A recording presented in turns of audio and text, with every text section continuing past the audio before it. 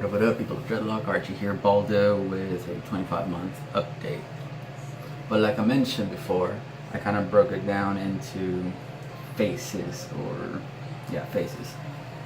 So, some considerations I'd like to throw out there before I start explaining is that this is my individual and bias-based opinion. It's my opinion. I have straight hair. I think that's kind of important. I set and/or installed my locks, and they didn't just start naturally. However, they're not neglected locks, and I started them at various lengths, yet still relatively short. So around, everything was under like 7 inches. And what I wanted to try and explain as far as the faces goes was that I think I broke it down to what differentiates the previous from this one. And what I think it is the reverse nature of young dreadlocks. Allow me to explain. So, in my case, I started with short hair.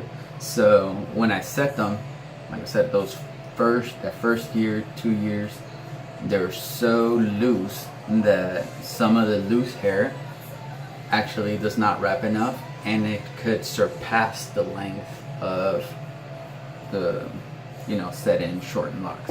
So for example,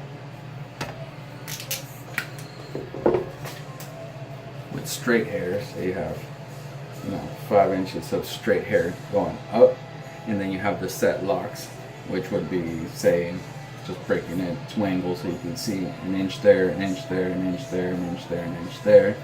Seems relatively short, right? So that's kind of the difference between the locks. So while they're young and loose, this happens often, where it might be coming in from inside the lock, but it still surpasses the overall average length of the new locks, right? And so because that happens,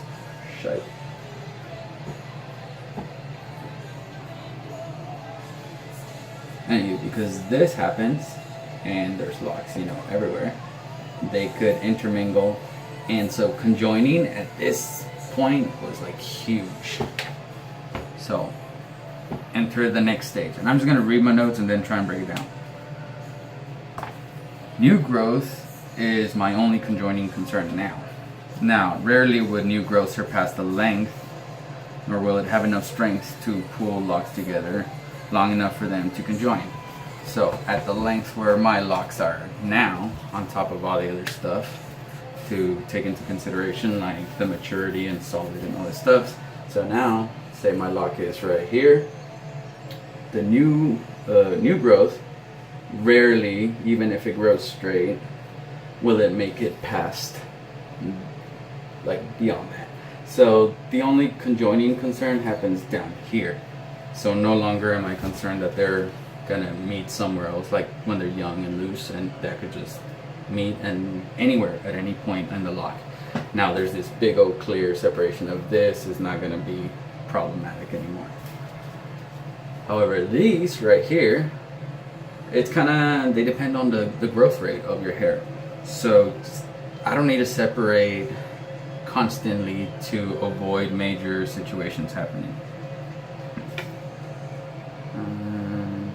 However, here, now that I have locks, bigger locks over here, and that new hair growth still comes in there, the new hair growth could intermingle with the new hair growth easier. And then it could create bridges. Now, these bridges on the long term could potentially bring this from here down together.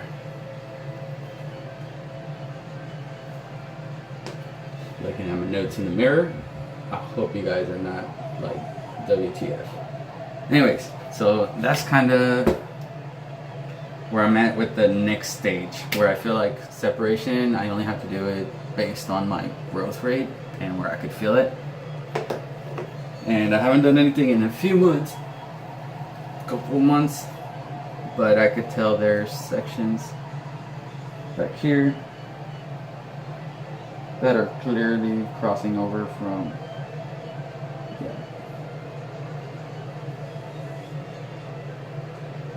But the hair does separate fairly easy because, like I keep mentioning, it's the new hair growth that's there. So it's not full length hair, it's not super tangled hair, it's just those few ones as they're growing and they're not super tight. So I think 2 months, I think I need to separate now. So that's been solid 2 months, I think, that I haven't messed with them at all. And I could feel a lot of mingling down there, but when I pull it, you could feel it like easing out. It's not majorly in there. So I'm tracking the roots, and I'm still just separating that little bit down there by the roots. Locks over here is still doing fine, but down here, just keep separating that.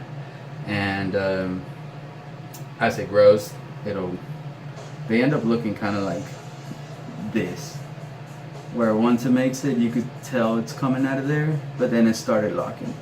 And then on the long run, all these little fine ones actually crisscross and tighten, or actually get tucked in, and it ends up like the tips, which is just very nice and smooth, no loose hair.